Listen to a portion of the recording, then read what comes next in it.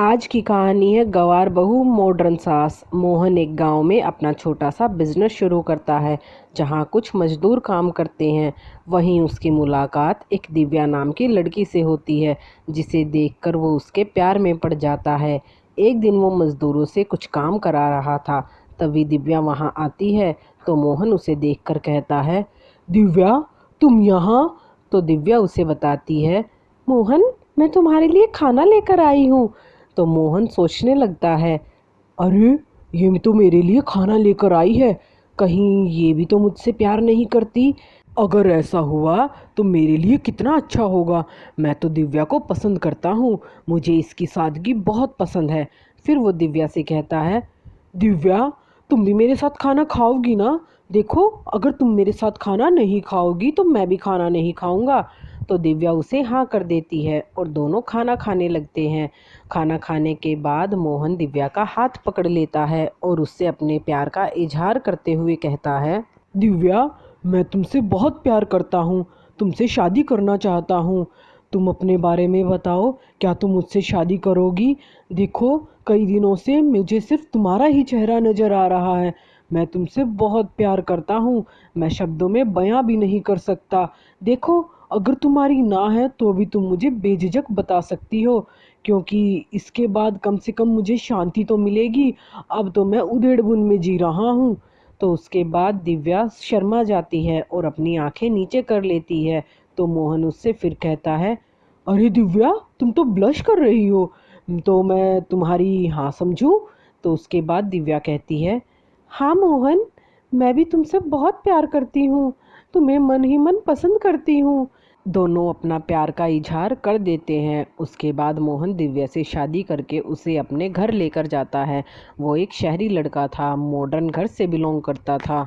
तो आइए आप खुद ही देखिए कि दिव्या को देखकर उसके घर वाले कैसे रिएक्ट करते हैं। घर की चौखट पर पहुंचते ही जब मोहन की माँ उसे एक लड़की के साथ गले में वरमाला पहने देखती है तो मोहन से कहती है, मोहन तू ये किस गवार को उठा लाया है? देख अगर नौकरानी लेकर आया है तो मुझे नहीं चाहिए, मैं किसी और मेड को रख लूँगी। तो मोहन कहता है, माँ ये कोई नौकरानी नहीं है, ये आपकी घर की बहू है, मैंने इससे शादी की है और इसका नाम दिव्या है। इस पर मोहन की माँ कहती है, क्या तूने इससे शादी कर ली? तुझे ये काम करते वक्त एक बार भी मेरी याद नहीं आई? मेरे कितने अरमान थे तेरी शादी को लेकर। तो मोहन कहता है, माँ प्लीज़ मुझे माफ़ कर दीजिए, मुझे पता है मैंने आपका दिल दुखाया है और मुझे ऐसा नहीं करना चाहिए था, लेकिन माँ मैंने अब इससे शादी कर ली, अब कोई चारा नहीं है, अब यही आपके घर की बहू है। तो इस पर उसकी माँ कहती है, मोहन मैं इसे अपने घर की बहू बिल्कुल भी स्वीकार नहीं कर सकती। और तू इस गवार को ले आया, क्या तुझे दुनिया में यही लड़की मिली थी शादी करने के लिए? सभी मॉडर्न लड़कियां मर गई थी क्या? मैं इसे अपने घर की बहू नहीं मानूंगी। तो मोहन कहता है, माँ मुझे पता है मैं आपको खबर नहीं कर पाया, अभी आपके दिल को ठेस पहुंची है, लेकिन माँ आप एक बार इसको मौका देकर तो देखिए, ये बहुत अच्छी बहू साबित होगी। तो उसकी माँ कहती है, इस गवार को तो मैं अपने घर की बहू क्या नौकरानी भी ना रखूं। तो फिर दिव्या हाथ जोड़ लेती है और अपनी सास से कहती है, माँ जी मुझे एक बार मौका तो देकर देखिए, मैं आपको कभी निराश नहीं करूँगी। हमने आपका दिल दुखाया है, हम आपके गुनहगार हैं, आप चाहे जो सज़ा दे सकती हैं, बस एक बार हमारे जीवन की शुरुआत अपने आशीर्वाद से कर दीजिए।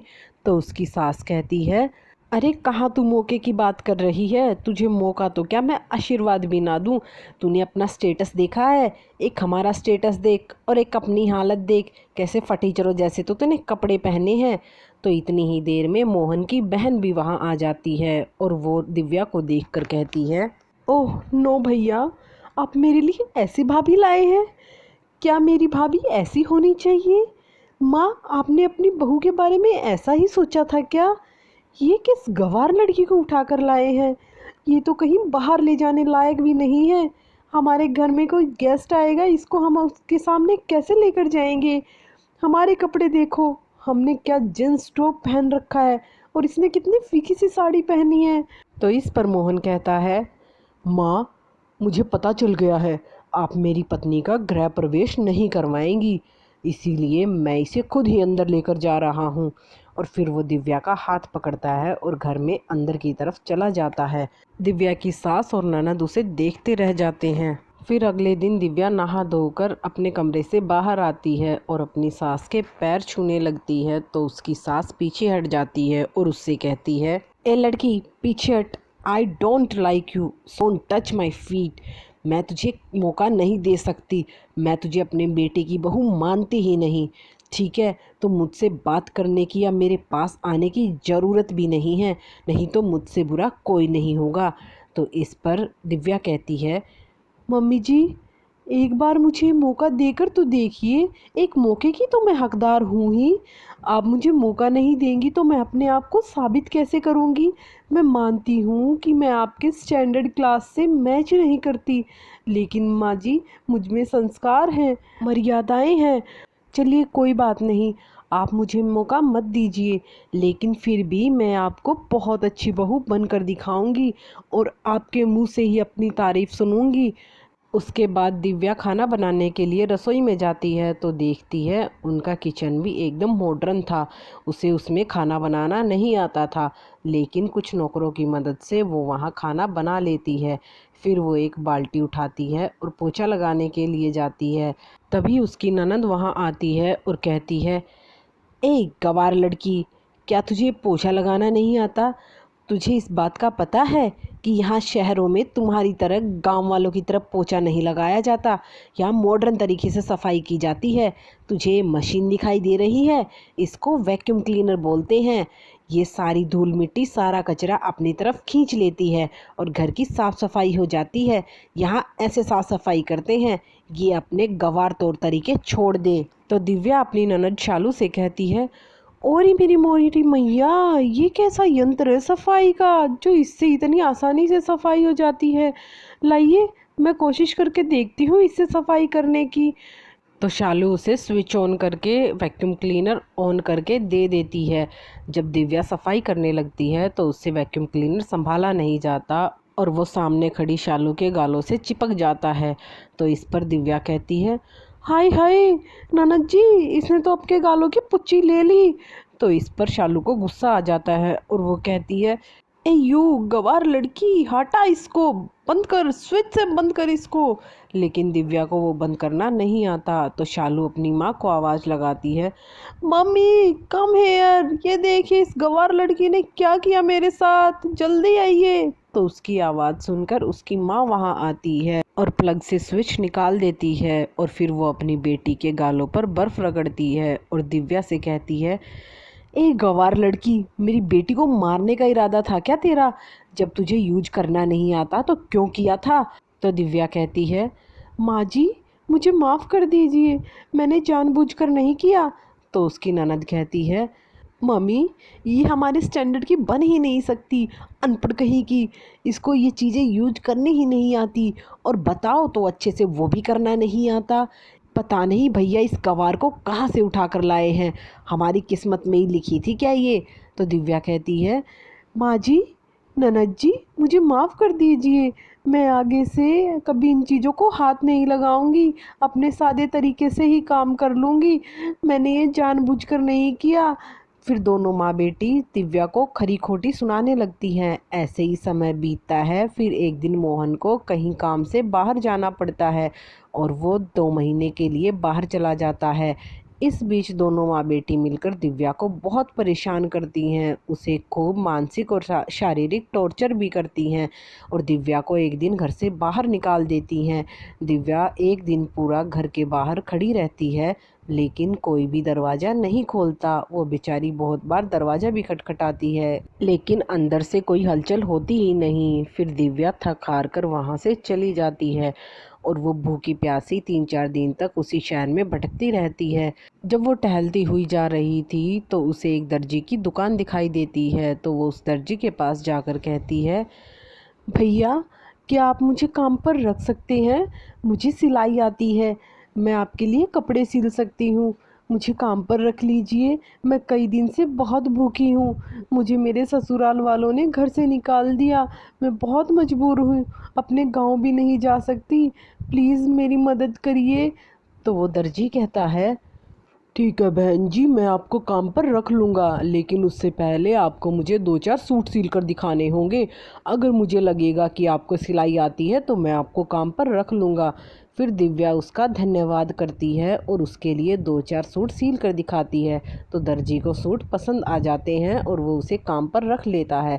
ऐसे ही दिव्या कई महीनों तक उसके लिए काम करती है और मेहनत करके वो पैसे जमा कर लेती है। वहीं दूसरी तरफ जब मोहन घर आता है तो अपनी माँ से दिव्या के बारे में पूछता है, तो उसकी माँ कहती है, मोहन, वो तेरी पत्नी, वो गंवार, मुझे तो पहले ही उसके बारे में पता था, भाग गई वो घर से, उसने काली पोत दी हमारे मुंह पर। वो मोहन के कान भर देती है। उसके बाद मोहन दिव्या को ढूंढता नहीं। वहीं दिव्या अपनी लगन से काम कर रही थी और पैसे जोड़ रही थी। उसके बाद वो कई लड़कियों को सिलाई सिखाने लग जाती है और देखते ही देखते दिव्या का नाम अखबारों में आने लग जाता है। वो अब एक सिलाई करने वाले टेलर से लेके फैशन डिजाइनर बन चुकी थी। सोशल मीडिया पर उसके चर्चे होने लगते हैं। आए दिन अखबारों में उसके बारे में न्यूज़ छपने लगती है। एक दिन मोहन अखबार पढ़ रहा था तो वो दिव्या की फ़ोटो देखता है और देखकर हैरान रह जाता है और अपने आप से कहता है, ये तो दिव्या है, ये फैशन डिजाइनर, कैसे, कहाँ, कब? और वो उसका पता करता है। फिर उसके बाद एक शो में जब दिव्या वीआईपी एंट्री कर रही थी तो मोहन एक गार्ड से हाथ जोड़कर किसी तरह दिव्या से मिलने की परमिशन लेता है और वो दिव्या से मिलता है तो उससे कहता है, दिव्या, तुमने मेरे साथ अच्छा नहीं किया, तुम घर से भागी क्यों? क्या मेरे प्यार की इतनी ही कीमत थी? तुम्हें एक बार भी मेरा ख्याल नहीं आया? तो इस पर दिव्या उसे बताती है, मोहन, मैं घर से भागी, बल्कि मुझे घर से धक्के मार के बाहर निकाल दिया। मैं कितने दिनों तक भटकती रही, भूखी प्यासी। वो तो एहसान है एक भले आदमी का मुझ पर, जो उसने मुझे काम पर रख लिया। तुम्हारे जाने के बाद मुझ पर इतने अत्याचार हुए, बल्कि दीदी ने तो मुझ पर हाथ भी उठाया और माँ जी ने हाथ पकड़कर मुझे घर से बाहर निकाल दिया। मैं पूरा एक दिन घर के बाहर बैठी रही, लेकिन किसी ने भी दरवाज़ा नहीं खोला। मोहन सारी बात जानने के बाद दिव्या को अपने साथ घर ले आता है और उसे घर में आते देख उसकी सास और उसकी ननद फिर से भड़क जाते हैं। लेकिन मोहन उनसे कहता है, माँ, एक बार तो आप मुझे दिव्या के खिलाफ भड़का चुकी हैं, लेकिन अब कोशिश भी मत करना। मैं सारी सच्चाई जान चुका हूँ और आप जिस लड़की को गंवार गंवार कहती थी ना, आज देखिए उसने नाम कितना रोशन कर लिया है। अब आप उसके लायक नहीं हैं। आप इसे ताने देती थी ना कि तू गंवार है, हमारे घर के लायक नहीं है। अब ये आपके साथ ऐसा ही बर्ताव करे तो आपको कैसा लगेगा? आज ये वो हस्ती बन चुकी है जिससे मिलने के लिए लोग भीड़ लगाते हैं, लाइनों में लगते हैं, ऑटोग्राफ मांगते हैं। आज आप इसके सामने कुछ भी नहीं हो, लेकिन फिर भी मैंने इसे एक बार कहा, माफ़ी मांगी तो ये मेरे साथ चली आई। इसने तो मुझे अपने स्टेटस का घमंड नहीं दिखाया। तो इस पर उसकी माँ और उसकी बहन को अपनी गलती पर पछतावा होता है और वो दिव्या से माफ़ी मांगते हैं। फिर सारे हंसी खुशी उस परिवार में रहने लग जाते हैं और दिव्या भी उनकी तरह अब मॉडर्न हो चुकी थी, बल्कि अब दिव्या का स्टेटस उनसे भी ऊंचा हो गया था। और इस तरह दिव्या ने अपनी मॉडर्न सास का मॉडर्न होने का घमंड तोड़ दिया।